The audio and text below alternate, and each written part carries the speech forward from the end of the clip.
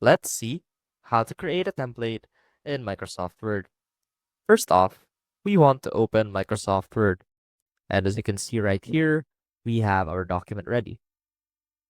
Now, to create a template, what you need to do is save your file that you have already edited to your preferences. So for example, we want this document right here as our template. And what that means is whenever we use this document as a template, it will have all the contents of this document. Now to save this as a template, simply click on the File tab, click on Save As.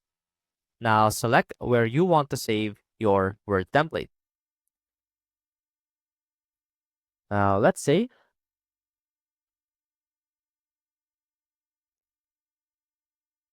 Now make sure that you save as Word template for the file type and click on Save, and that should save your document as a template. Now, whenever you want to create any document based on this template, you can simply search for that file that you saved as a template and open it in Microsoft Word. I hope this helped, and I will see you soon.